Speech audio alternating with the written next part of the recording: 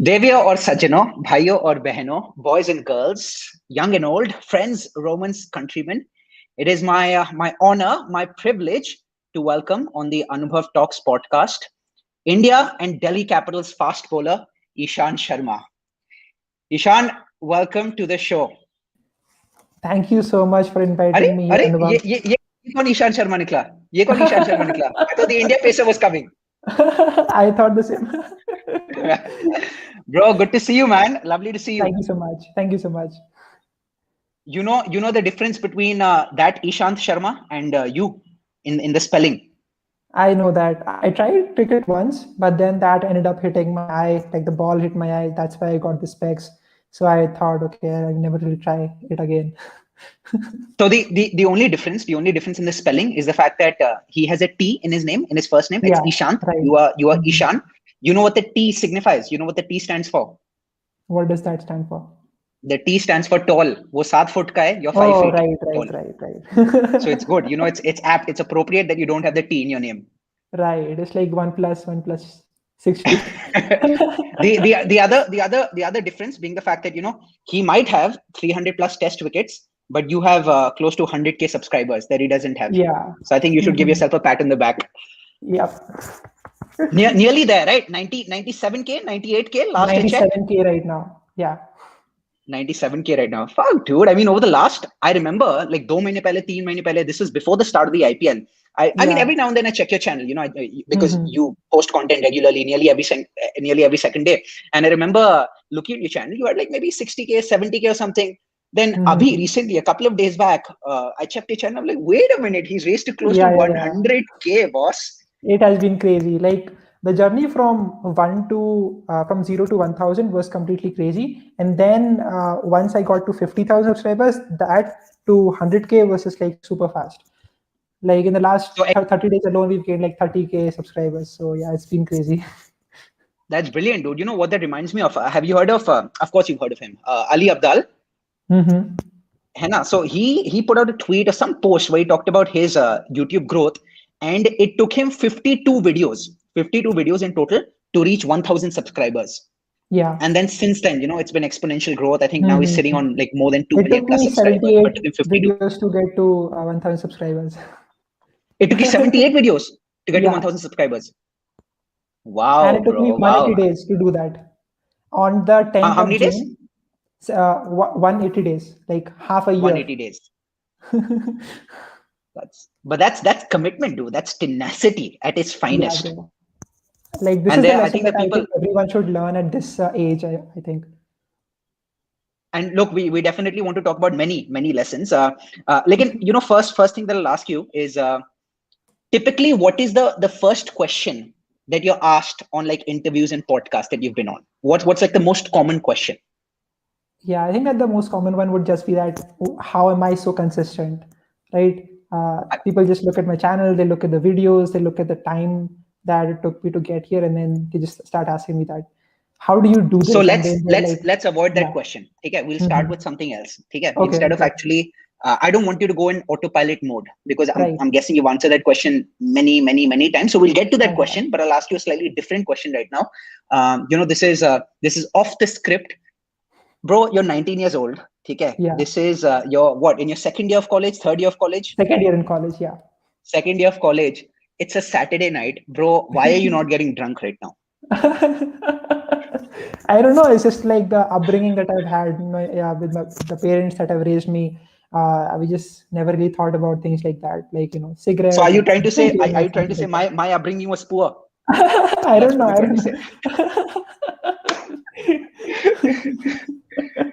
But I think that kudos. I would have been in college right now. Most of my my batchmates would normally at this time right now would be on the beach or, you know, having fun, and that's what they would be doing right now. And I would just be sitting in my own room doing my own thing.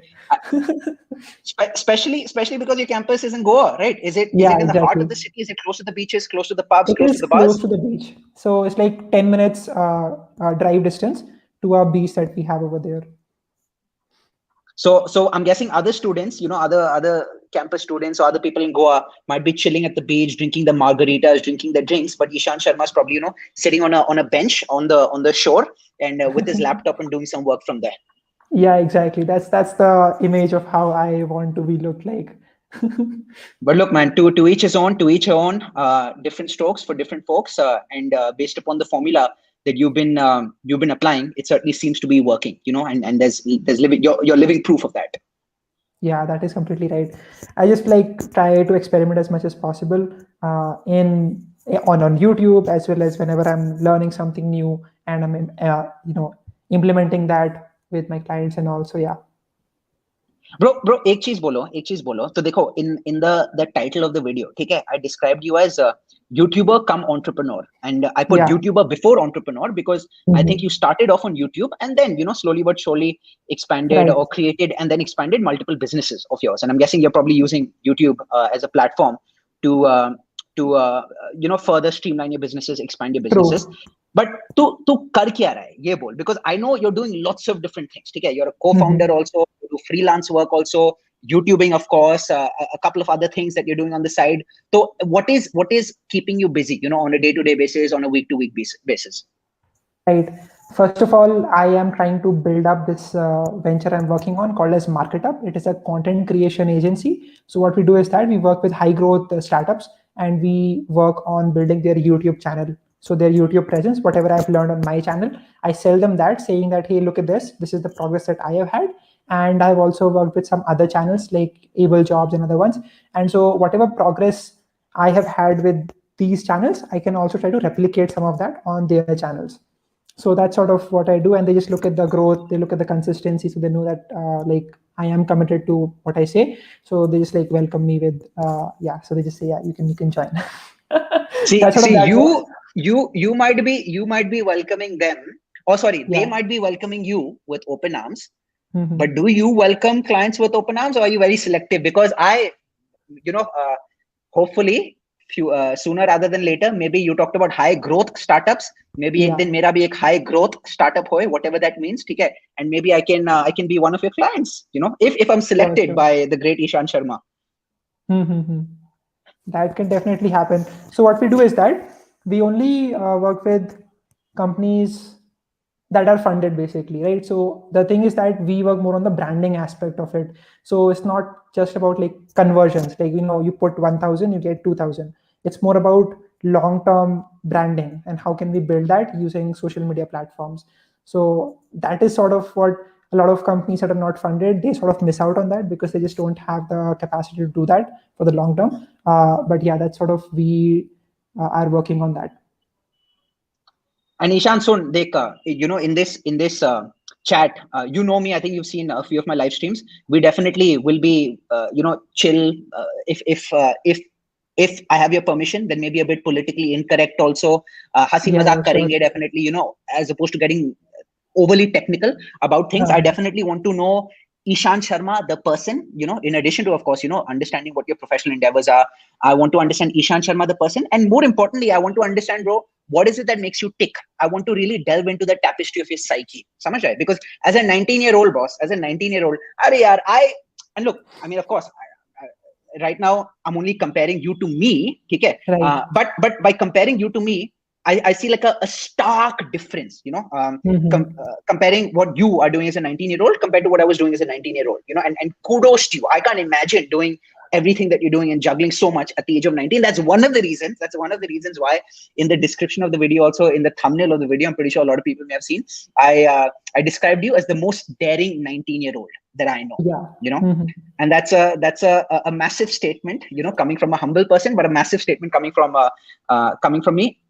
So at 19, at 19, how do you have the mentality? How do you cultivate the mentality to take calculated risks in your life? Because typically what happens is, a lot of people, they graduate college, they get a job, a conventional job karte 2-3 saal ke liye, they feel very disillusioned with life, maza nahi aa raha, I'm losing my sense of purpose, this, that is their wake up call. And uske baad they're like, boss, kuch karna padega life mein, kuch different karna padega, but at the age of 19, you're still in college right now.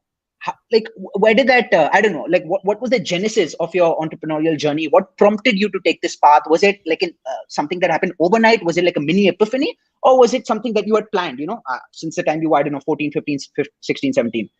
Right. It happened gradually, I would say. So first of all, I used to consume a lot of content from Gary Vaynerchuk, and I truly believe in the motto that this is the time for me to do something interesting, do something different. Like I can be, I can fail in all of my ventures and be 25 years old and still have a lot of time in my life left to do whatever I want to do. And this is because I've talked with a lot of people. So like I was recently talking with a person who rejected his placement in the fourth year in our own college, and he went on to build his own venture, right? And he did that. I was working with him from the last 8 months, so I sort of understood why he did that. And his motto was again just like to take risks as much as possible, because afterwards you cannot do that. Right? You just have too many liabilities that you will be answerable to. But right शादी now, being one of them, जो मेरे साथ अभी हो रहा है. शादी कब करो बेटा, शादी कब करो बेटा. What is your response to that? My response is, mummy, ab ladki to dhoond ke do. My mom comes with, with due respect to the women that my mom chooses, or the women that are part of the short list. They're slightly underwhelming according to me, with due respect to them. I'm pretty sure they might be finding me underwhelming as well. But मैं mummy को बोलता हूँ, mummy यार आप अच्छी सी कोई लड़की चुन के दो, तब at least मैं consider करूंगा. But right now I'm not even considering. How do you decide like if someone is underwhelming or not? Bro, of course, lots of factors, and you're putting me on the spot right now. A few factors, of course. Look, physical attraction, that's you can't deny, especially for guys. I think that definitely is the first factor that you oftentimes consider. But I have spoken with a couple of them also. I think 2 months back, this was before I left for the IPL bio bubble. There was Bombay se ladki wale dekhne bhi aaye the mujhe. So the girl hadn't come, but her parents had come. Very, very conventional set of parents, because they were like, only once we approve can Anubhav actually meet the girl. So that's how it worked. Nice. Did end up speaking with the girl over the phone, but then I don't know, boss. I sometimes feel ki mere saath, I need someone who's gut feeling to hai, gut feeling. I've started trusting my gut a lot more. I think my gut like has become healthier as a result of which, I'm trusting my instinct a lot more. But I also feel ki I don't know, I'm thoda crazy type us hisab se. So I don't know if I want someone who's crazy type thoda.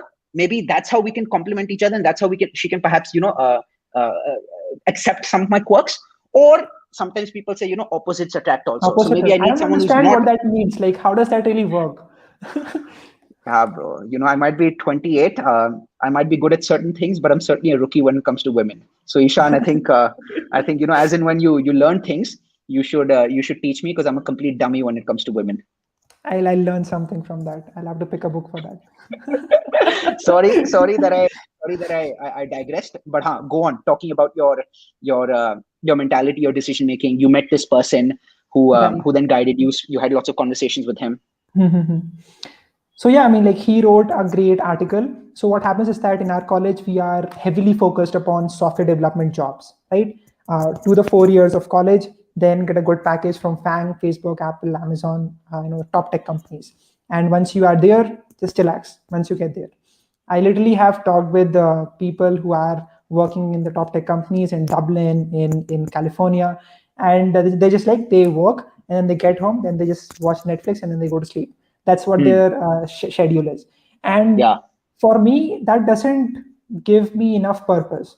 Right? Like, this is what I want. This is what I want to do. I want to have purpose. Like, this is what I think I know, because I just have so much awareness that okay, even if I do not get the placements, I still have a lot of other opportunities available for me. I think self-awareness is really important for a lot of people who are in college about what they really want to do. And just knowing that you'll have a lot of time left. Like, even if you do not get the placements, it's a long game. So that's what I think is missing for a lot of people. Like, I was recently watching this new Netflix documentary called as Alma Matters, inside the IIT and Dream. It recently released, I think it released yesterday. So like, they were just talking about the pressure that is built up in the last 4 years, and then they get to their placements. They just cannot even imagine not getting placed. And then they're talking to their parents saying that my place nahi hua and all. So that's what I think they should understand. Definitely, I think there's a lot of people that are not aware of the opportunities available to them. That's why they take up this decision. Bro, you brought up self-awareness. Okay, that's a very interesting point that you brought up. And I think since the inception of the lockdown, so lockdown part one, so this was March of 2020, late March of 2020, I honestly feel, personally speaking, and I would love to actually understand from you as well, personally speaking, 1 year in lockdown, or March 2020 until March 2021, okay, that 1 year has given me a lot more self-awareness than the preceding 26 or 27 years of my life gave me, to be completely honest. And the reason I say that is because during that 1 year, instead of, see, for the first 26 or 27 years of my life, I'll tell you how I operated. Because I was always like, I have a strong work ethic. I have to do this and outwork everyone else. And I have a competitive spirit also. I always felt as if I had to do. But oftentimes I was doing just for the sake of doing. Sometimes you have to like step back, analyze, okay, what you're doing is right or not. The cliche, as the cliche goes, work hard, but you also have to work smart. But I was never doing that. I was just like, okay, you know what? I'm on this treadmill right now. I cannot stop. If I was stopping, I felt as if, there's a big void in my life. I'm missing something. Now, because of the lockdown, inadvertently, this was not a conscious decision, right? What happened was, naturally, there was like a break on my life. And I wasn't reporting to an office every single day. I was working from home. I had more time on hand. I had time with family. I had time to reflect. And things, instead of operating in fifth gear, came down to like fourth gear and third gear. And one of the byproducts, or one of the salutary effects of the lockdown, with not taking anything away from people who've actually faced harsher circumstances, was that I actually started to think for the first time. I actually started to actually be, as opposed to do. They say we're called human beings and not human doings. Yeah. And for the first time, I was like, I can actually be and think through things. And that has given me a lot of self-awareness, that 1 year, and helped me make better decisions in my life, and helped me actually understand what my unique qualities are, like my strengths, my skills, and my interests, which is something I talk about a lot in a lot of my videos. But that wouldn't have happened without the lockdown. So was it the lockdown that you think that accelerated your own self-awareness, or is it something, or have you been, introspective and reflective since your early years? I think that the lockdown is really important. As you said, you were on like a treadmill. I think I am I am on like a treadmill right now with YouTube. I just need to have this need to constantly push out content at 12 o'clock on every alternate day. And if I do not do that, I just feel empty a little bit. That's just what goes in my mind. I'm just like, okay, YouTube algorithm will stop recommending a little bit, then everything goes down a little bit. So I just have this huge fear that, okay, I'll get to a point at which I will not have a content idea to speak up on like a video, and then I'll be thinking about what to do. I think once what happened during the time is that I just recorded like a bunch of videos. I just had like 5-6 videos recorded. So that means the next 10-12 days are covered. And I had a lot of time to think about what I'm doing, where am I going, what can I risk, what I need to conserve right now, right? So first of all, I just thought about what am I doing with this YouTube and how do I want to take it ahead? How do I want to monetize it? What can I do with the audience directly? What can I do with the audience indirectly? That is the marketer part, the indirect, that I'm selling the companies on the group that I have. And the second thing would just be like, how can I sell something that would be valuable to the audience on the YouTube platform itself? Right. So that's just basically what I have thought. I have read some books that have helped me out. Like this one book that you might have already read called Ikigai. Then, right? Have you read that? I haven't read it, but I've heard of it. It's that the Japanese book, which stands for like sense of purpose, right? They're like, I just know the image. They're like 3 concentric circles, and I think in the middle, the region which overlaps, that is your Ikigai, isn't it? Right. Exactly. Yeah. So yeah, I just like thought about what I want to do. I like to just take like a blank paper and start writing on whatever I've done in this complete year, what I would like to do in the future, and how can I bridge that particular gap. Right. So that's just what I have been doing. It has been really helpful. If lockdown was not there, I would have still only been putting out one video every single week, and I would have been focusing more on programming, like coding and all. But now that I have been exposed to so many different experiences in general, like internships, freelancing, business, I know a lot more about, how to take things further. And like doing a job is not just the only thing for me right now. Understood. And what about academics? Because you study electronics and electrical engineering, right? Yeah, this is going to be amazing. Yeah. I would love to hear this because boss, I mean, look, I was in industrial engineering college. Okay? They used to call it Yeah. imaginary engineering because industrial Mhm. engineering was, not even remotely close to being as tough and grinding a course as the electrical engineerings and the computer science engineerings of the world, right? So your electronics and electrical engineering, arguably or perhaps inarguably, the most difficult and esoteric form of engineering. So, but you're still being able to do everything on the side. So tell Mhm. us more about your academic pursuits or the lack thereof, maybe. Yeah. It's more like electrical is like the side hustle that I'm trying to do just because I have to do it. Right. And I'll tell you why that is. Uh, I always wanted to get into computer science. Right. That's what my goal was. When I was in sixth and seventh grade, that time I was making robots, trying to, break apart my remote control car, trying to build When you something said else from that. when you were in sixth or seventh grade, so 2 years back, right? When I was in sixth, seventh grade, So so 2 years back, right? no, not 2 years. I'm kidding, bro. You look like 14. That's why I said that. I'm kidding. Go on, go on, go on. Okay, okay. Right. Sure, sure. I will always look like this, I think. Okay, so that's what I did, right? But after that, when I actually started doing these courses, maybe the it was not taught as well as it should have been, or I just did not like the particular parts of it. Like you just look at people playing guitar and then you just like, okay, I also want to play guitar. It must be really interesting. When you start playing it, you know that okay, this is good. I'm going farther. But then once you get into the more advanced concepts, you just like, okay, I cannot do this. So Hmm. I did the basic stuff, but then when I went into the actual courses taught by experienced professors, I was just not able to, it was just not interesting to me basically. So I was just like, okay, I'll leave it over here. Even if my CGPA drops, that's completely fine because I'm working on other things. I'm just not procrastinating. That's what I am happy about, right? When I was in my college, I tried to get good grades, but that did not happen. I actually failed in one of the first basic electronics course that happens in the first year, electronics 101. I failed that. Had to take that तूने again. एक video भी And निकाला था ना इसके ऊपर या something similar कि I failed yeah, this, I yeah, failed that. ना? right, right, हाँ. right. So that's what happened. I got NC, right? NC is like not cleared. And so I had to retake that one. And somehow I ended up passing. I don't know how. So But studies yeah, still on, like 2 more years left in college. yeah, I still have 2 years to go. I'm just trying to get bare minimum grades so that I can like focus on other things. But yeah, that's what my goal is. I chose this college. I was already getting computer science in some other colleges, but I just chose this one because I just like the surrounding that I was there. Like the people, the opportunities, the professors is just overall better. And so I was okay sacrificing the particular department that I'm going into. So yeah, that's what I chose. And I think that was a good decision because if I had chosen computer science, मैं वही करता रहता पूरे time. But yeah, I think like it has given me more ability to work harder when I am in electrical engineering versus if I would have been in computer science, that was just like okay, goal done. Now we can just like relax. Bro, bro, you said I picked this college because of the surroundings, है ना? Yeah.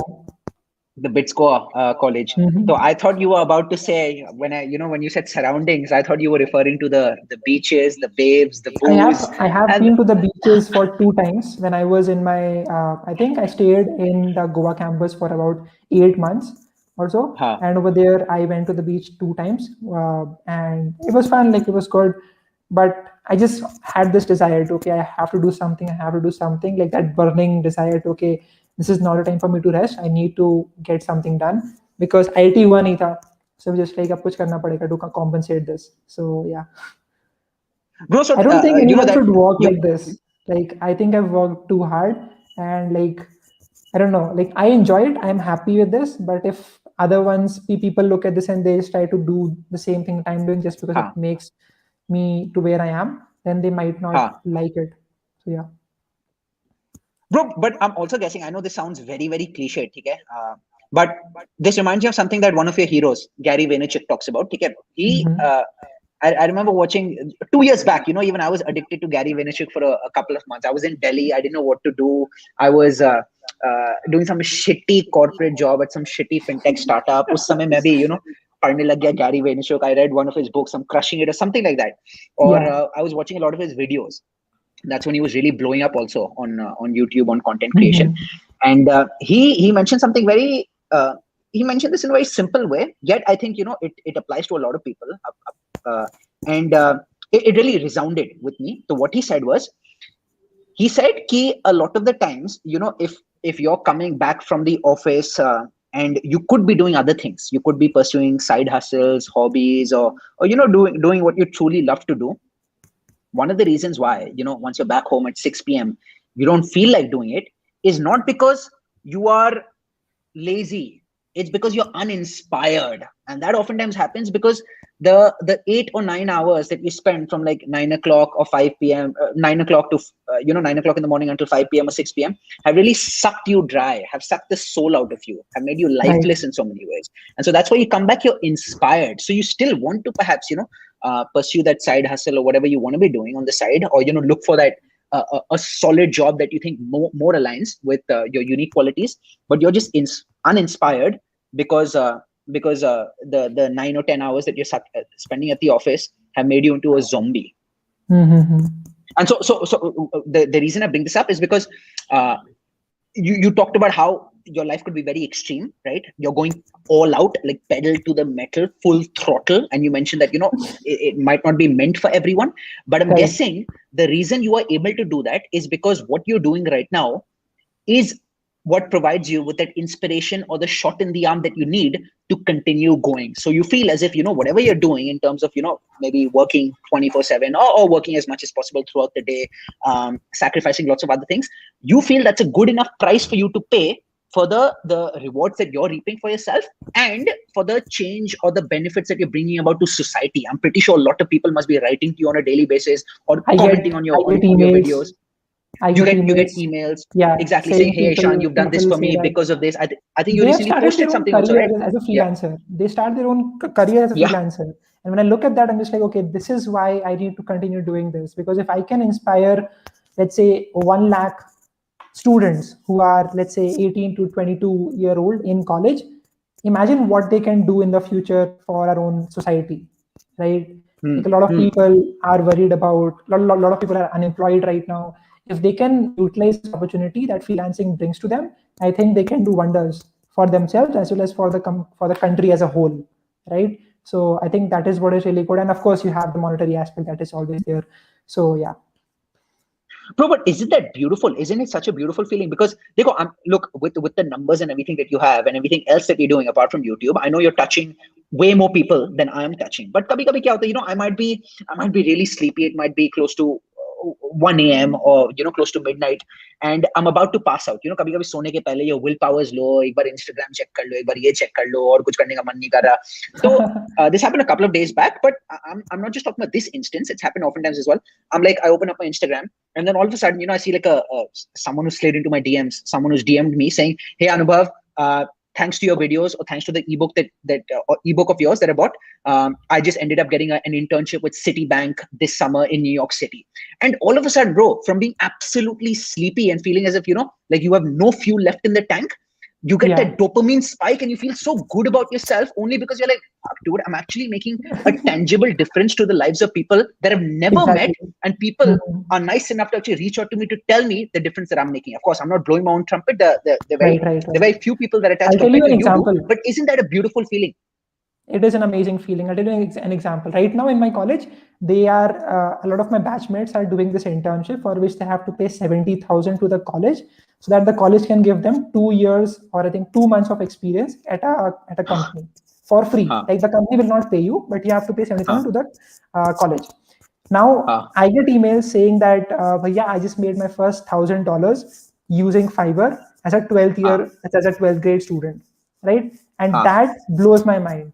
I post it on Twitter, on LinkedIn, on Instagram, and then I call that person on my channel to talk with them. I saw it, 17-year-old, huh? Yeah, exactly. That in itself is like an amazing feeling. And I just want to like inspire more and more people to start their own freelancing journey. I think that the first client is always the hardest one to get. And once you have that, you can just like scale from there and it can be really easy. But the first one is the really important part. Bro, would you say, one of the reasons why you might be, I don't know, this is just conjecture on my part. I want you to confirm this. Would you say that one of the reasons why you're going all out on your entrepreneurial ventures, why you do not want to take the conventional route of doing a corporate job, even though you might be 19, right? Why you're willing to take these calculated risks is because you feel freedom is one of your topmost values. People who think that freedom is the number one value or one of their top priorities do not want to be chained to a desk, chained to a manager, chained to a corporate job. And so they're like, I'll do anything it takes. I'm willing to bend over backwards to make sure that I enjoy my freedom, as opposed to having to be at a certain place at a certain type, wearing a certain type of attire and having to speak in a certain way, which oftentimes, is what the lay of the land looks like in a corporate setting. There are two things here. Number one is my own family, right? So back in March of 2020, my father saw me making YouTube videos. He supported me. Then I started something called as Pod Infinity, in which I would teach people podcasting. So I used to literally like cold call people saying that, hey, hello, sir, I'm Ishan. I'm doing this, course on podcasting. It is the new big thing. You should totally check this out. And he used to look at that and he would just be like, क्या कर रहे हो ये सब, मतलब पढ़ लो पढ़ाई लिखाई का, ये क्या कर रहे हो? But when he saw my hustle, he completely agreed that, okay, we should just let him do whatever he wants to do. And I just get freedom from my parents, as well as secondary from my own college, right? So in college, we don't have like a particular schedule. We don't have a rigid schedule that, okay, you have to attend the classes. It is completely up to you. If you want to attend, that is great. If you do not, that is also completely fine. So I think that is the best part about like going to this college that I am going to, BITS Pilani. But yeah, I think if there's one thing that I have loved about this college, it has to be this thing. Flexibility. Bro, there's a whole, isn't there like a clique or a nexus of YouTubers at BITS Pilani? Recently, this was like a March 2021 article, I believe, not 2020, March 2021 article in the Economic Times. Right, that talked about this nexus of YouTubers from BITS Goa. YouTube Mafia at BITS Goa. YouTube Mafia, that's the phrase that they used. You were mentioned, a few other people that have come across, whose channels have come across. One of your videos was linked as well in the article. So what's the thing? What's this thing, dude? What was this, relationship? It was a marketing gimmick. BITS Goa and YouTubing. So when you think of yourself as the admin of a college and you see a bunch of people doing something extraordinary, right? What would you do? You would just like call up some newspaper company, say that, hey, cover this up. It's really important. So yeah, I think that is what I think happened. I'm not completely saying that this is what actually happened. This is what might have happened, but yeah, that's what happened. They just interviewed all of us, and then she made the actual post, the article itself. So yeah, I mean, there are a lot of people in my college. I think the first person that started it all was Mehul Mohan. With his own startup Codam that I worked at. I talked about him recently. He rejected his placement. So that was the first person. He started when he was in 10th grade, I think, on YouTube. And right now he's sitting at 150K subscribers. And that is really good. Secondly, we have Harish, Curious Harish, obviously all of us already know. He did an amazing job, and getting inspired from him, I started my own channel. I remember, like, I still use his own tripod. Like, the tripod is right there. I've been using it in the last 1 year to record I don't know how many videos. But yeah, that's. So you guys were roommates, kya? You guys were roommates? No, he was not a roommate, but like, I attended this entrepreneurship, meeting that was their event, and he was like organizing that. He was a part of that club. So we just met. He was building another startup called as Hulog. He wanted someone who would be like a machine learning engineer. And I was into machine learning back then. So I said, yeah, sure, I can help you out. And that's sort of how it progressed. And so when I started my YouTube channel, I told him that. He said, that's pretty cool. Go ahead with it. And then I said, okay, I want to record myself as well, like in the video aspect, not just the audio. So he was kind enough to give me his tripod, and that's sort of how it started. Solid, boss. Solid. But you talked about the hustle culture, and you talked about the fact that initially your dad wasn't quite sold on what you were doing, but after seeing you hustle, after seeing you work around the clock, and leave no stone unturned in your bid to actually make a difference, then he was sold on what you were doing, and he was like, "Acha, chalo, he's I can, he might not be studying right now, but at the same time, he's doing something constructive, something productive." But I think it doesn't run in your family, because your sister, she's 12 or she's 13 years old.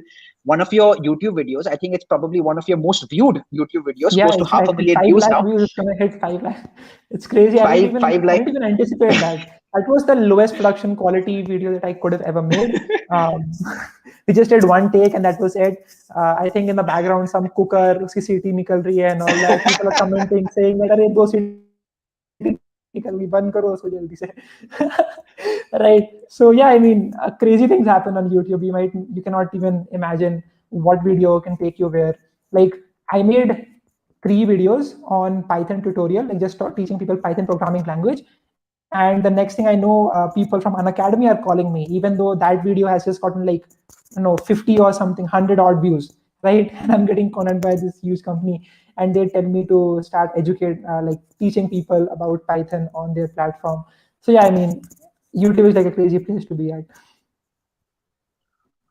Bro, this might be a good segue to asking you to give advice to budding content creators. I'm pretty sure you must be getting these comments as well, and you're probably more qualified to answer this than I am.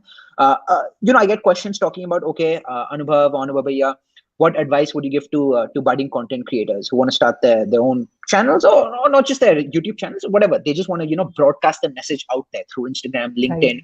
Right. The good thing about the times that we live in right now is that you don't necessarily need to be a senior editor at a news channel to actually broadcast a message. Anyone sitting from the comforts of his or her home can broadcast whatever unique message that he or she has using just a camera, a microphone, right? It's become so easy to broadcast what your message is. What advice would you give to budding content creators? Because you talked about the fact that that one video, one take, hardly spent any time creating it, that's hit close to 5 lakh views, right? 500,000 views. So it can be hit or miss. Sometimes you spend so much time working on a video and wo achhe se chalta nahi hai. Whereas you can spend very little time, maybe half an hour producing a video, and that ends up, going through the roof in terms of views. So what advice do you have to budding content creators? Is Ishan still there? Is he frozen right now? I think Ishan's frozen, right? My internet seems to be working. Guys, can you guys still hear me? If you can hear me, can you give me a thumbs up? Can you give me a heart? Can you give me a smile? Can you give me anything, any emoticon, any message? I think I'm still there. Ishan's left, but Ishan should be joining any second. Please, lovely. Thank you, Suyash. Thank you for the thumbs up. Please ask questions. I'm pretty sure you guys must be having lots of questions. You guys and gals must be having lots of questions for Ishan. So ask questions, post them in the comments. I'll be picking them up. I would love to do a Q&A towards the end, or not just towards the end, maybe somewhere in the middle. I think Ishan's back right now. Hey everyone, can you hear me? Yes, sir. We can hear you. Amazing. Did you get my question, Ishan? You can repeat. So what I was saying was, what advice would you give to budding content creators? Because oftentimes a very common question amongst a lot of my YouTube videos, and I'm sure this must be the case for you as well, is what advice would you give to someone who's wanting to start out on YouTube or any other platform just to broadcast, the unique message that he or she might have? So what would you say, Ishan? Right. I would say that first of all, you need to have a strong why. Like, why do you really want to start? Okay, and if that's just money, might not go too far. Secondary, I would also ask you the question that what is it that you would want to bring to the environment of YouTube that hasn't already been done? Because a lot of the times what happens is that I've seen a ton of these channels that blow up because they something that is unique that not a lot of people do, right? So let's take an example of Ria Gogoi, right? She has been blowing up on YouTube. The reason, have you seen her videos? I haven't. You said Ria Gogoi. Ria Gogoi, right? So she is the from name Assam. sounds very familiar. I'll check so it out here. But tell me about a channel. Sure. So what it is that she is like that commentary channel, comedy channel, but she's more into, but she's like a female, right? So she has a different perspective and people want to get that. And she's also very much genuine in the way she speaks, right? So it's really interesting. And yeah, that's why she is blowing up. So think about that. If you are providing something that is unique that people can look at and they can get some value out of it, then definitely you will go far. That's what I would say. After that, I think it's important to just like keep making more and more videos.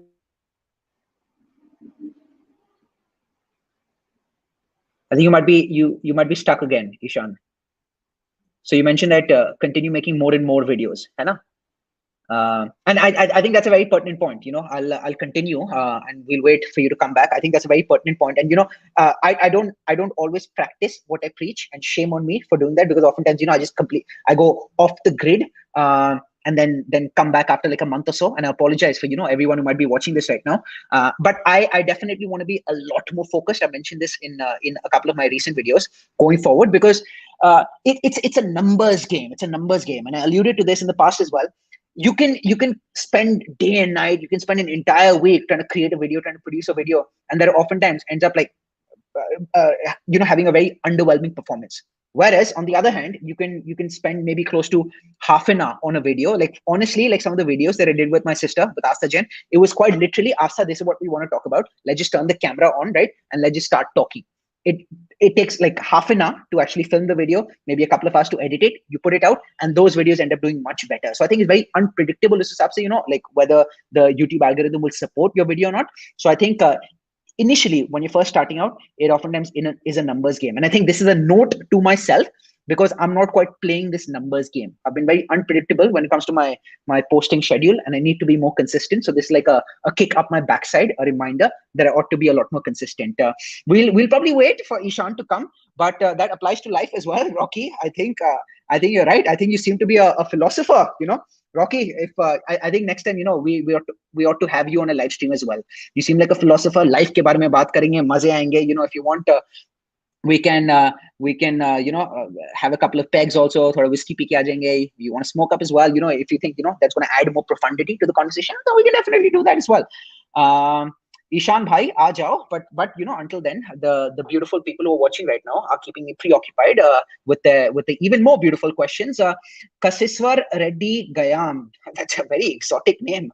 Anubhav, what is passion more apart from sports presenter? My other passions apart from sports presenter. Ishan is back. Hello, Ishan. I'm really sorry. What happened is that no probs. No. Started raining, and so the Wi-Fi is acting funny. Oh, it's raining right now. Yeah, it's raining heavily right now in Pune. अच्छा, got it. Calcutta में भी यार बारिश हो रही है. Last 3-4 दिन से काफी बारिश हो रही है. But we haven't seen like summer को पूरा skip कर दिया मतलब. हाँ, bro. It's the weather is as unpredictable as my posting schedule on YouTube. Nice. Self-deprecating humor.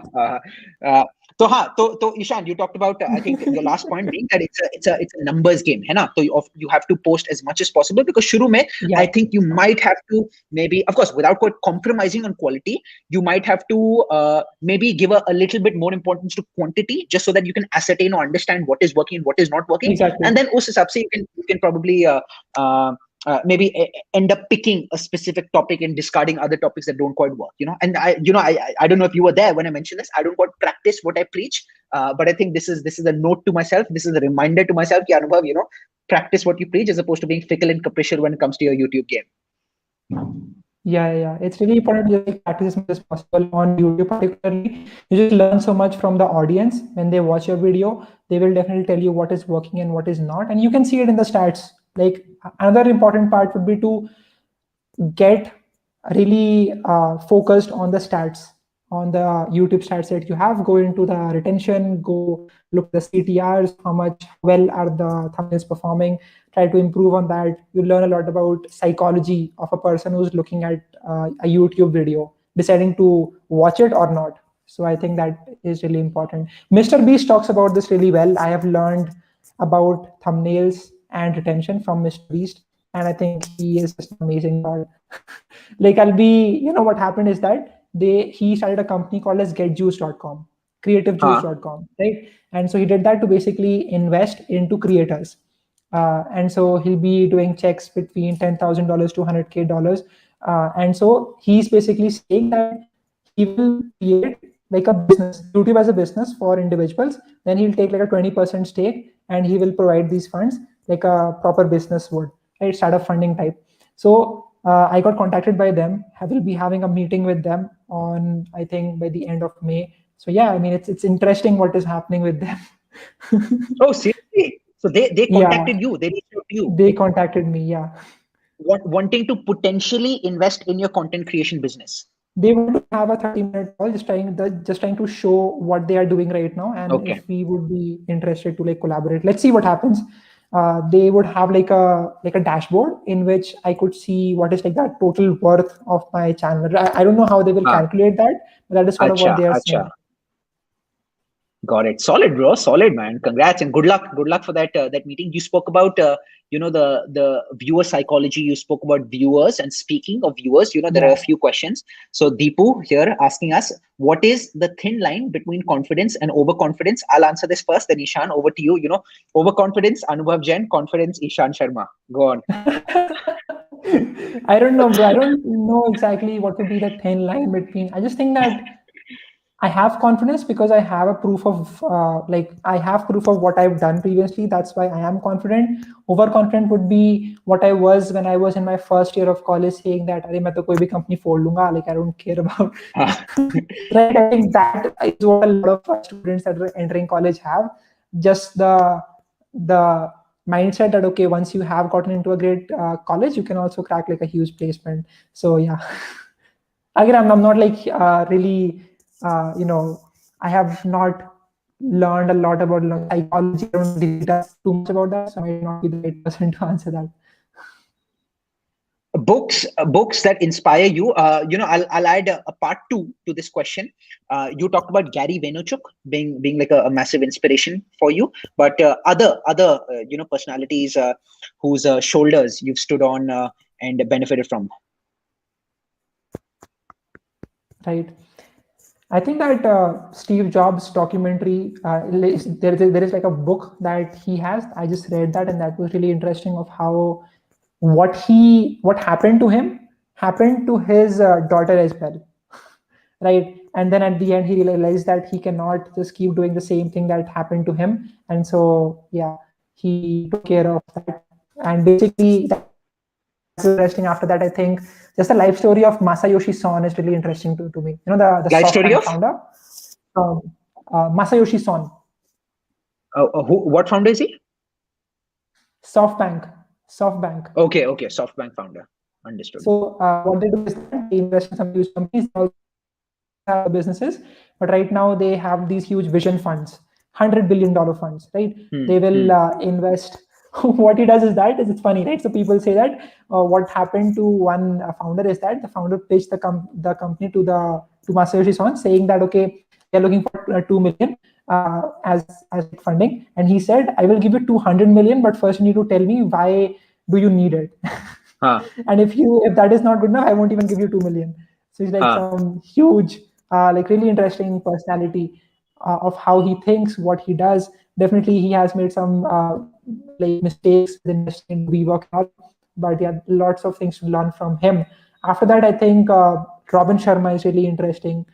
He is, I think, one of the most humble personalities that I have talked with. Like I just like emailed him and got to talk to him. I don't know if it was him or it was his assistant or something, but yeah, his book, The Monk Who Sold His Ferrari, as well as The Leader Who Had No Title, is really amazing. Everyone should try to read and understand the way that he is trying to approach life. Then I think that he also wrote the 5 a.m. Club, right? He's also the author of the 5 a.m. Club. I have it right there.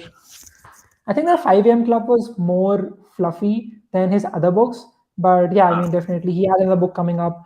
So yeah, other people are also there. I'm not able to remember exactly who those are at the moment, but yeah, there are definitely other personalities that I have learned a lot from. Like you have Mark Cuban. Okay. Mark Cuban is one. Ankur Variku, what he's doing on YouTube, how he manages. You had him on a podcast as well. Of people that work over there. Yeah. So that's interesting. This is a good question, a good related question. Elon Musk or Naval Ravikant? For what exactly? You say. I mean, you can give a nuanced answer. Okay, I mean, intellectual thinking, I would go with Naval, but I don't know much about both of these personalities. Like I have read their story, I know what they do, but like knowing them in person, like actually have met them, have worked with them, only then you can like talk about these. Like people say all the times, right? So they just say that, okay, my role model is Elon Musk or Steve Jobs or something like that.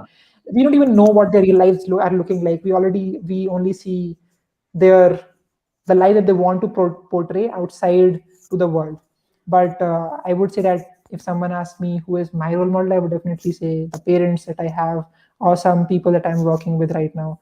But yeah, talking about Elon Musk, I think what he does with crypto is really not a really good thing, because he is like manipulating the market every You single tweeted day. about He this, does didn't some you? crazy, yeah, I did. So he is spreading awareness, but awareness in the wrong sense, because people will get into crypto. That is a good thing, but Yeah. then they'll invest with some shitcoin like Dodge, and they'll lose a ton of their money because Elon Musk really did not mention that into SNL. And so then they'll start to hate Dogecoin and cryptocurrency in general without even having actual understanding of the coin and the underlying technology. So I think that's not a good thing, and he should really understand the impact that he's creating. I think he does know what he's doing, but just like why he does that, I don't know. He's also a bit of a again. I haven't analyzed him all that Eccentric closely, so personality. haven't followed him exactly. And I think he's sort of crazy type उस हिसाब से. And maybe a lot of Mhm. these people are I crazy, and maybe think if Mhm. you look at his picture from 1999, he looks older than he is right now. I don't know what happened.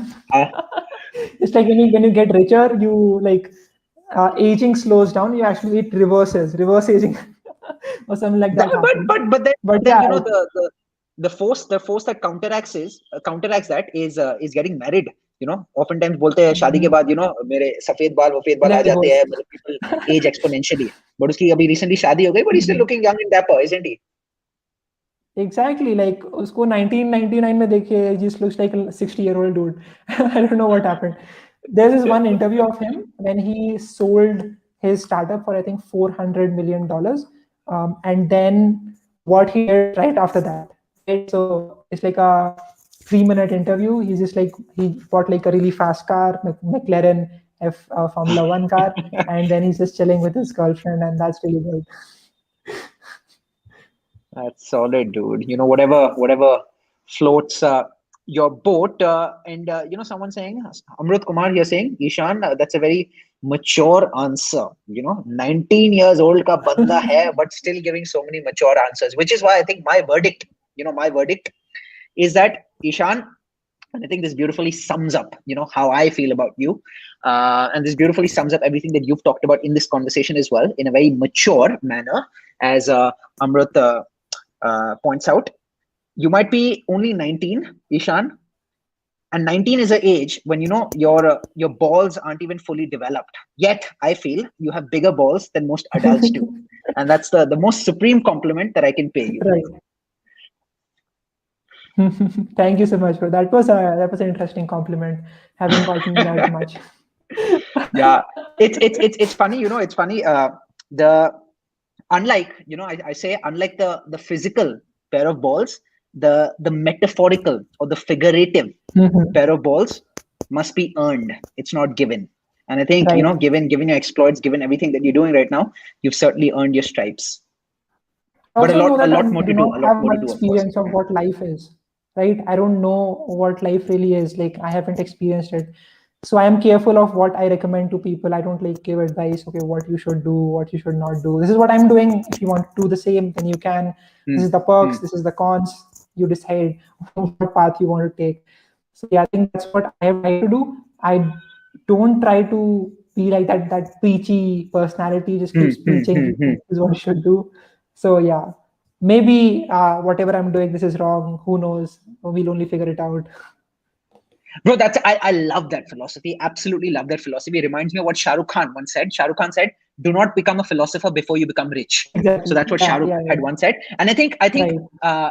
if you had to perhaps look at Shah Rukh's statement in a slightly more granular manner, what I would say is that uh, no, you don't necessarily have to be rich to philosophize, but you certainly need to have gained a lot of credibility and expertise in a specific field, Mhm. right? And proven expertise before you actually start philosophizing. Otherwise, as you said, you could say for instance, fitness. Okay, fitness is a field where you don't necessarily need to be rich to be able to philosophize. You could be an 18-year-old who's absolutely ripped, absolutely jacked, and it's there for everyone to see, right? No one can deny the fact that you're ripped or jacked, right? So that way you automatically have the credibility to preach on fitness. You can preach, you have the license to preach. But in other matters, right, that are slightly more blurry, right? Out there, as you rightly pointed out, when you haven't quite proven yourself over the long term, right? Then that's when it's best to actually speak about your own experiences and tell people, you know what, this is what worked for me. It might not end up working for you, or you know what, something that did not end up working for me might end up working for you. So exercise caution when it comes to adopting what I'm talking about, and feel free to discard things that you feel will not, apply to your life.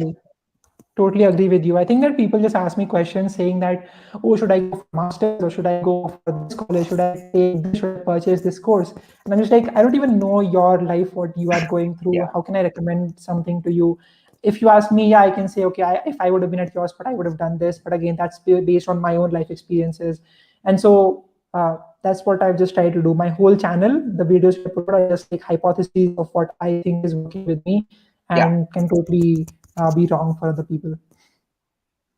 And I can totally sense that, that's the vibe that I get when I'm watching your videos. And something else that strikes me is that I think in every single video, I don't know if this is something you remind yourself of, or it's become second nature now, given the fact that you've been in the content game for some time, or you have like a lot of experience in it, even though you might not have been in it for a long time, is that you are actually making a concerted effort to provide as much value to the people who are watching as possible, which is why I think a lot of your videos talk about resources, do this, free courses, free that, because people without having to, without an outlay, a massive outlay of capital, people can still benefit a lot. So that's very, very evident and discernible in your videos.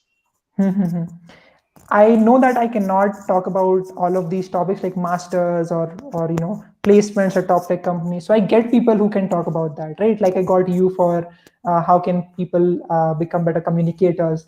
So I think that's what I try to do. I just get people on board and they talk about their own experiences, whatever they've learned, and that's how the channel has grown.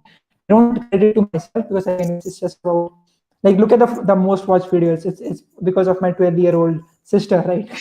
So I don't get any of that credit. Yes, I have edited that video, I put it out there, I have this discipline. So yeah, some of that is because of me, but a lot of that is because of the people that I have gotten the chance to work with.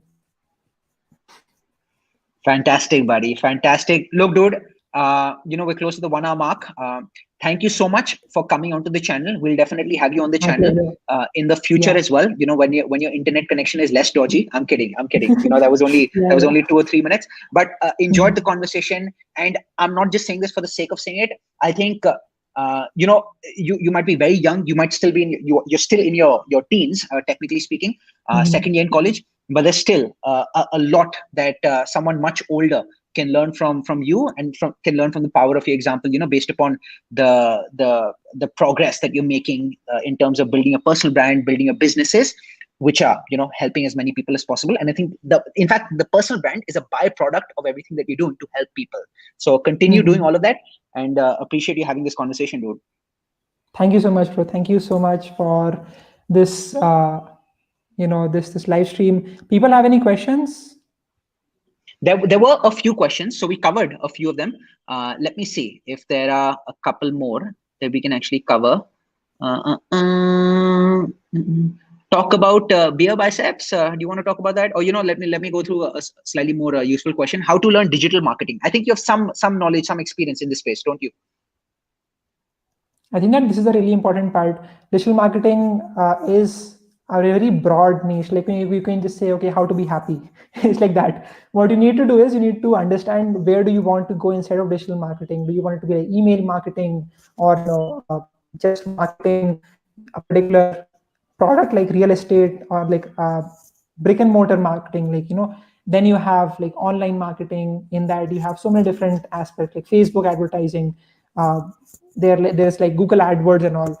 So you need to define what do you want to do. If you don't have any idea, that is completely fine. I would just say go to any of these websites, like you have Udemy or any other website that you can go and buy a course. It's like 400-500 rupees, and you learn a lot from that. Okay, you can actually start with your own venture. You can start pitching this to your clients and saying that, okay, I have experience of this, I have taken up this course, and I know what these terms really mean. Give me a free internship at least, and I will promise that I will deliver. Learn as much as possible, and once you are there, just leave that company and start building up more and more expertise on the side and start applying for better jobs. That's what I would say. I think that like learning in general is like a really important part that a lot of people miss out on.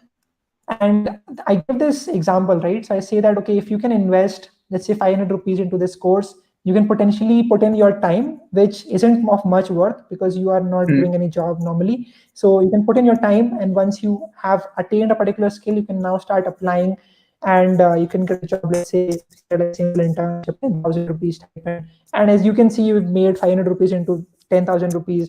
I think that's a really good investment that people should definitely try to make as much as they can. So I have to take this question from Sanjana M. So Sanjana had I think Sanjana, you had commented on my community post, or maybe you had sent me an Insta DM telling me how excited you were for this chat. She's a big fan of your channel. I would like to think a big fan of my channel as well. But Sanjana, thank you so much for your question, your support. Thank you so much. She's asking you, what do you see yourself doing 10 years from now, Ishan? Probably like working on my own business. That's what I would want to do. That's like the most important thing that makes me happy. Working on YouTube can go away in the next 10 years. We don't know, but I think that this brand that you build, the awareness of that, okay, there's someone called as Anubhav, there's someone called as Ishan that exists in this world, that will be really helpful. And of course, you can shift, you can get to a new platform. There'll always be new opportunities on the content space. But yeah, that's what I know. I don't know what will happen. Like, right, when I was in my, like 10 years ago, I was dreaming of building robots after watching Iron Man movie, and you can see what I'm doing right now, pitching companies about content creation, because I watched like 5 hours of Gary Vaynerchuk motivation talk. But you know what? One thing won't change 10 years down the line. I expect Ishan to still be having conversations with me. Definitely, that will go on. SNL. Yeah, SNL, Saturday Night Live. You know, Saturday Night Live. This is going to become the real Saturday Night Live. You know, just give us a few years. I'm pretty sure the current SNL audience will flock to this SNL. You know, the poor man's SNL. That will become the poor man's SNL. This is the question that you should answer, Ishan. You're more qualified to answer this question, and definitely more accomplished as an 18-year-old than I was as an 18-year-old. What is a call to action for an 18-year-old? I would just say the exact same thing that Steve Jobs said, right? That's what motivated me. Stay hungry, stay foolish. Like, stay hungry for learning as much as possible. As I gave an example of learning skills as much as possible, because it is going to give you the best ROI. Other than, even if you invest into like Bitcoin, it will give you a much better ROI if you learn something, right? So that's what I would say. Like, keep learning, keep hustling. Just know that, okay, you only have 10 years right now. That's what Gary Vaynerchuk also says.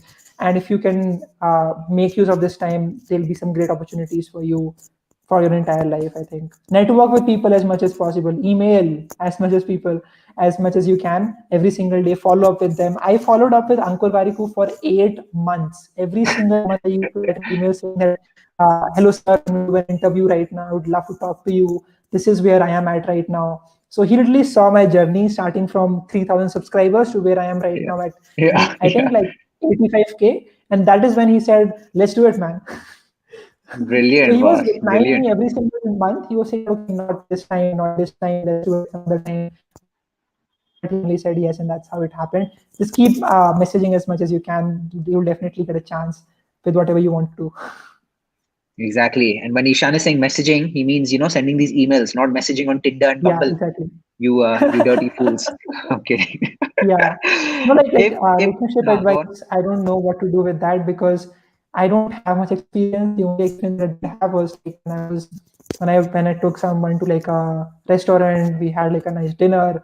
After that, I took my wallet, I took out the note, and then I realized that, okay, ये जो मैं दे रहा हूँ पैसे, I don't even own this. My father gave this to me. उनको पता भी नहीं है मैं क्या कर रहा हूँ यहाँ पे.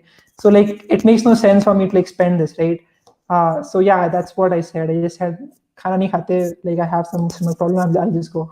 So I came back to my college and I decided, okay, I need to first of all become free, become independent, of myself, that I can take my own decisions, I can do things on my own without depending on someone else, and then I can do whatever I want to do.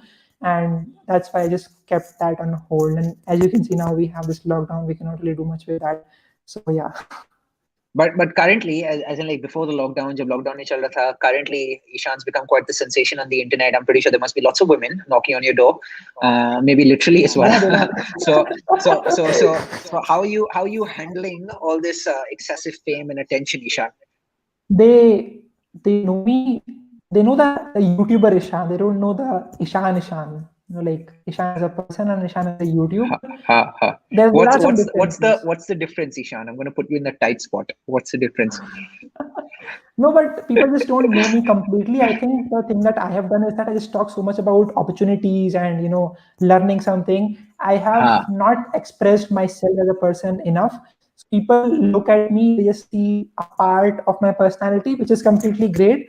But then I think the other parts also, I should try to broadcast that in the future. If I run out of content ideas, I'll definitely do that. But yeah, like there are definitely like quirks that you will understand when you stay with a person for longer time. And I think that's what is lacking when people just look at me on YouTube and they just like reply me on Instagram and all. So over the course of the many podcasts that we have in the future, we'll definitely try to unravel Ishan the person, as opposed to Ishan the YouTuber. Sure, so that's going to be my goal. That'll be my objective. If you had all the money in the world, what would you do with it, Ishan? I would do what Bill Gates did. Give it away for free to help people. I think that's what is really important. I look at what is happening right now in Palestine and Israel, and it's really unfortunate what's happening with the civilians over there. They didn't even like they were innocent, right? And now to see them in this particular condition, it like breaks my heart. So that's what I would probably do. I would just like help people as much as possible. And that's what Warren Buffett and Bill Gates and a lot of other people are also trying to do. So yeah. And while Ishan is busy helping all the people and taking care of that very important side, probably the most important side, I would probably end up buying Manchester United and opening as many gyms as possible all throughout the world, because I actually feel once you get physically fitter, given the keystone habit that it is, I think you can improve every single other aspect of your life, and that's where your radical transformation can start, not just in terms of your physical fitness, but also in terms of your mentality and your confidence as well. And that's going to give you the confidence to take on whatever challenges life throws your way, and then you can turn every single stone that life throws your way into a milestone. That is definitely a really good milestone. You should do that. Like, so is that what your like future goal is? Like open up gyms and like inspire people to stay fit? अपने नाम में एक gym तो मुझे खोलना ही है. If not many gyms, at least open one gym, because I actually feel I mean, look, different people have different stories, right? But for me, if I had to look back on my life and think about the best decision that I made in my life, the best ever decision, it's probably invested time in getting physically fit up. And the reason I'm saying that is because that one decision has had a massive domino effect on every single aspect of my life. And had it not been for the decision of mine, and had it not been for the confidence that I was able to gain in the process of becoming physically fitter, I probably wouldn't have had the courage to do whatever else that I've, whatever little that I've achieved in my life, or whatever else that I've gone on to do in my life. That's one of the reasons why, I've mentioned this in a few of my videos as well. Charles Duhigg in his book, The Power of Habit, talks about physical fitness being a keystone habit. Exactly, a keystone habit is a habit that unlocks many other good habits. Really important. I have been neglecting my own health a little bit. I should not be. I should really focus on like paid bar nikla. I don't know how that happened. I'm just like sitting all the time. That sedentary lifestyle is definitely not a good thing. I should try working out a little bit more. I would need some help from your end. Bro, 100%. I'm happy that you brought this up. So right now, the goal on my channel going forward, okay? So shuru mein kya ho raha tha? I was creating videos on this topic. So I was sort of all over the place. So I'm like, you know what? I don't even I may have multiple different interests, and I'm fine catering to multiple different interests of mine, as opposed to only picking one. But I want to go about doing so in a very organized manner. Okay, so basically 1 month of content. I'm giving you an example right now. 1 month of content dedicated to maybe physical fitness. Okay, once I'm done covering that aspect, then maybe 1 month dedicated to something else. Maybe communication skills. An example that I'm giving you. I would love to binge watch those videos. What's up?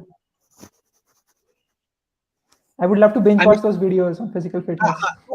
So now starting this week, so the week starting May 17th, for about a month, maybe slightly more than a month also, I want to only create videos, or for the most part, create videos on physical fitness. So do like a physical fitness series, and then move on to other topics such as communication skills, confidence, and so on and so forth. So better be hooked onto my channel, not just you, but everyone else who's watching as well. Physical fitness is a highly requested topic also on the channel. I love showing off my transformation on a lot of my videos. So I definitely want to be talking about it in more detail as well, over the course of the next few videos. Definitely, bro. I would love to watch those videos. Fantastic, bro. A couple more questions that I found very interesting that I wanted to bring up. A second.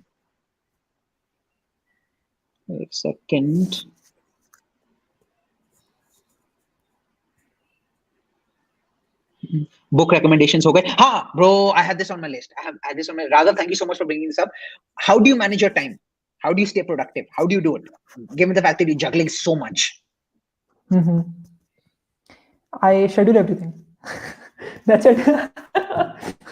There is no magic into this. I just take my Google Calendar. I use a simple page, write down whatever I need to get done, and then I align that into my Google Calendar. I assign all the meetings, and then I'm done for the complete time. I like to do everything in a more organized way, like you said, with your channel that you'll be doing. So every single Sunday, I sit down to look at what I have to do in this particular week. I'll be doing that tomorrow morning. Then I sit down at the first every single month, look at what content ideas can I generate and who people should I email so that they can come onto my podcast as like guests and I can talk to them. What questions should I be asking them? So yeah, I just try to plan as much as possible in ahead of time, right? So that is what I think helps me out a lot when I am getting a lot of things done. But a lot of things happen like ऐसे हो जाती है, मतलब पता नहीं चलता. कभी वो meeting के लिए बोल रहे वो client and they're just like, okay, we need to have a meeting right now at 6 o'clock. So I think that I need to stay flexible with what I need to get done. So yeah, that is also there. तो मैं ऐसा नहीं करता कि I need to get this video recorded from 5 p.m. to 5:30, but I just have like a window that evening में ये video record करना है. So I need to get these meetings done with these clients. And रात को obviously we have the show right now with you, so that is going to be rigid. So yeah. And what's commendable is I believe you're still handling the entire production, like end-to-end production process of a YouTube channel yourself, right? Including the editing, yes, including like every single aspect, thumbnail creation. I have recently started outsourcing that. I just want to experiment to see, okay, if people would like to have subtitles. So I have gotten a freelancer that does that because of all the time लगता है उसमें, मतलब first of all you write down the complete script जो भी बोला वो 15 minutes में, then try to convert that into subtitles. So it's just too much time taking. I think that I should try to do that more often. Like there's something called as opportunity cost that you need to understand, right? Because what I do is that I edit my video and that takes about 2 hours from my complete day. I could have given that to someone else and I could have paid them X amount and I could have used that time to make 3x or 4x that amount. So just on a monetary aspect, I think I should start doing this more often. But I just feel that when I start to like give this to someone else, I might lose the originality or like my touch that I have. So I need to either find someone who is similar to the way we think about things, to how to edit a video, to how to get something done. And then that would be really good, I think. So yeah, this is the battle that I have in my head, to outsource or not to outsource. That is the question. Understood. Ansha asking you both are doing things that aren't really related to your college education. How much do you think your college has helped you as a person? I'll quickly answer this question, and I think my answer is going to be very interesting in the sense that my perspective is going to be very different from your perspective, only because I think our experiences have been very different. You, of course, like spending a lion's share of your college or a big chunk of your college studying from home. which is not something, which was something that was unfathomable, during my college years. So I want to talk about my aspect and then learn your aspect as well. For me, look, the education aspect in terms of, what is studied, industrial engineering, I'm not utilizing any of that currently. What you could say is, a couple of things that you could say, again, debatable, is that engineering helps you, cultivate this solid work ethic. And of course, a work ethic is something that you can apply in any aspect of life, regardless of what you're doing, engineering or non-engineering. The other thing is, engineering oftentimes helps you cultivate like an analytical mindset as well. And that analytical mindset comes in handy, again, in any field. It's a universal skill. But the important point that I want to touch upon, and would love to hear Ishan's views as well. I think the way college helped me, especially going abroad, and I think, Ishan, we had spoken about this briefly on your podcast when I was there, is that when I was in college, when I was in the US, when I was actually mingling with people from, from every nook and corner of the world, knowing that, there was so much money on the line and my parents were spending so much money every single year, I felt as if, I would do an injustice or a disservice to my parents and the money that they were spending if I didn't quite come out of my comfort zone and start talking to people. So before going to college, entering college, and starting my first day in college on the 22nd of August, 2011,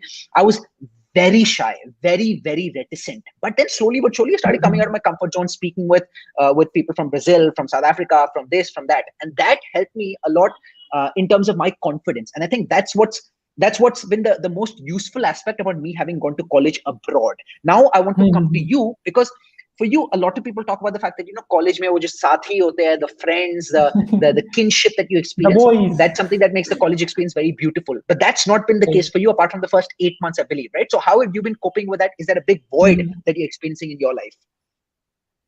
I think that college, the only benefit I got from the college is that they allow me to just not do college and do whatever I want to do. That's one thing. Number two is that the fact that I can connect with so many amazing people. I was talking with a huge venture fund manager who has been a Bitsian. I was talking with the founder of Swiggy, with the founder of Big Basket, who all of them have been a Bitsian alumni. So all of that opportunities you only get because you are a part of that community, of that league, right? So I think that's what is really amazing for my college particularly. But yeah, the exorbitant fee is only worth it if you make it worth it. It won't automatically become worth it. I think that's what people say, कि बहुत महंगा है, or this, abroad college बहुत महंगे होते हैं, this and that. Depends on you. Like there's like Harish, you talk about him, right? So he has done some amazing work with his own startup. He is talking with a lot of people, networking with a lot of people in the bit circle, and he's very easily is able to get funds, right? So he raised venture funds recently. You will be able to hear about that news soon. So all of that was only possible because he was in touch with a lot of people that were Bitsians themselves, right? So I think that is what is really amazing. Got it. So the social capital, right, that you end up building by virtue of being part of a specific network. Ishan, I know you're into podcasting. Of course, you've had some big name guests, aka Anubhav Jain. I'm kidding. On your podcast, who's your dream interviewee? Okay, I would say it would definitely be Gary Vaynerchuk. Would love to talk to him about like his life, what he really is like off camera, what really helps him stay consistent for 10 years, not for just 1 year that I have been doing it, for 10 straight years, right? So yeah, that's just what I think would be like a huge person who would be on my podcast. I have tried emailing him, but that was I think back when I was at like 5,000 something subscribers. When I've been trying it, I should try it out. I think that would make for go for it, bro. I think he was recently on Beer Biceps' podcast as well. Yeah. Now you're inching close to 100K subscribers. So go for it. That okay, India's full of little Gary V's around the country, and that is so true. Oh, that's what he mentioned. India's full of these Gary V's. One of them being the person I'm staring at right now. Yeah, my boy. Yeah, sure. Lovely, bro. Take the hair. We'll close with this question because I think applies to a lot of people who are still in their teens, applies to a lot of young adults who still are trying to figure out their way in life. What do you do when you have self-doubts? How do you combat those? I'm pretty sure when you were first starting out on YouTube, the trolls, the haters, you must be getting lots of hate comments, and maybe well-intentioned comments as well from your family members, kya kare ho, this, that, which may have perhaps instilled a lot of self-doubt in you. And I'm sure even now, given the uncertainty that you have to contend with on a daily basis as an entrepreneur, you still have self-doubt, every now and then. There's some days when you wake up from the right side of the bed and you feel great about yourself, but the other days, when you wake up from the wrong side of the bed and you feel as if you start questioning what you're doing. So how do you contend with self-doubt? How do you combat self-doubt? Right. So this was huge when I was starting out. I got so much hate from my own college batchmates, people who I would normally eat dinner with, saying these things on the internet about me and what I'm doing. That was not good. Then after that, what happened is that I made some video, I put out some content, and then the graduates, people who already graduated from this college, started emailing me, started reaching out to me saying that, what are you doing this? Like, why are you doing this? Why are you defaming our college and things like that? So that was not good. Right. But I think that I just kept focusing on putting out a video, and that's it. That's all I really want to focus on. I had some fights with my seniors in college, and they were telling me, "Kya kar rahe ho? Aise mat karo, waise karo, aise mat karo, waise karo." And I was just like, let me do my own thing. Okay. Stop telling me what I need to do so that it looks good on camera, but might not be the truth always. So yeah, that's what I think I did. I just focused too much on my work, and then the hatred disappeared. How long can they hate? I made 250 videos on my channel alone. For how long can they focus on hating me? Now all of them are just asking for party and all, saying that 100K ho gaya, aapko party deni padegi and all that. Sponsored by Ishan Sharma. Lovely, bud. Lovely. So yeah, I asked this question to Ankur Variku as well, and he said that you need to just understand that we don't know what happened in their particular day. Let's say they're not having a good time and they look at your video and they have enough venom to put out negative something interesting that you are trying to do with your own life. So they might be in a really bad position in their own life right now. That's just what I completely agree with. And I just want people to not give too much thought to these troll comments. Just delete them or let them be there. And other people, this happened as well. There was some person who, I don't know what happened to him, he started saying something, and then other people who watch my videos started saying that, "Ye kya bol rahe hai?" And it was civil war going on between them in the comment section itself. I was just what is happening? Chill. And you were sitting back relaxing with some popcorn, huh? I was watching the fight unfold. That's funny, dude. Yeah, I mean, look, it's hard to please every single person. There's a saying that if you're pleasing every single person, you're doing something wrong, or you aren't doing enough. If everyone's happy with what you're doing. It's funny you mentioned this. On my last video, there was one comment which said that Anubhav, I love the way you speak. Okay? I love the way you speak. Love the confidence with which you speak. And then uske niche hi ek aur comment tha, which was, why do you enunciate every single word? Every single video of yours looks like a rant. Please change the way you speak.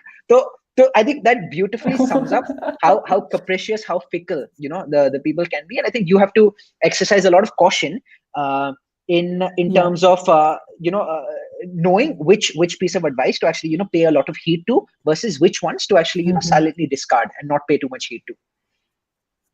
Right. I totally agree with that. Comments are interesting. Whenever you go to the comment section, you always find something to laugh at. Bro, but kabhi to bahut dar bhi lagta hai yaar. I sometimes actually feel ki I should go into the comment section, wearing a helmet and pads and gloves and a chest guard and a thigh guard and an abdomen guard, everything, given all the rockets that might be thrown my way. I'll tell you what happened. So, oh shit, मैं भूल गया. What was I going to say? Something to do with comments, hate comments, trolls, provocateurs. Comments. Kuch to tha. I am not able to remember. Anyways, we'll cover that up in the next SNL. We'll do that. We'll definitely do that. And speaking of, not the next SNL. Yeah, I mean, could qualify as SNL. SNL is Saturday Night Live, but I'm doing a live tomorrow as well, Sunday Night Live. So I'm doing Sunday this Night with Live. Tanya Purohit. I'm guessing a lot of you may have seen this already. So she's a sports anchor. She's an actress as well. She acted in NH10 alongside Anushka Sharma. She also hosted the most recent IPL, the IPL 2021, hosted the 2020 edition of the Caribbean Premier League. I think it's going to be a lovely conversation. Hopefully it is. We'll talk about her story, her experience working alongside Anushka Sharma, how she got into sports anchoring, how she picked up cricket as well. So yeah, and it's going to be very casual, like most of the conversations are. So I think people who are watching right now should definitely tune in tomorrow, May 16th at 7 p.m. But Ishan, an absolute pleasure. Thank you so much for your time. And as I alluded to at the start of the conversation as well, or midway through the conversation, hopefully this is the first of many more conversations that we have on the channel in the future as well. Definitely would love to do more of these. Lovely, buddy. Thank you so much. Appreciate it. And thank you so much to all the people who tuned in, the people who watched from start to finish, the people who asked questions. Sorry. The people who are still watching, make sure that you hit the like button. Hit the like button. Destroy the like button. Make sure you subscribe to Ishan's channel if you haven't already subscribed to Ishan's channel. Road to 100K in 3 days, I think. He's very close to 100K. He's on 97 or 90K, 98K subscribers. But I think, within like a day or two, he's definitely going to hit the 100K mark. And party dega sabko. Party. Pori karenge. Pori. Sure. Brilliant, mate. Thank you so much, Ishan. And thank you so much to everyone who watched. Bye-bye. Cheers, buddy.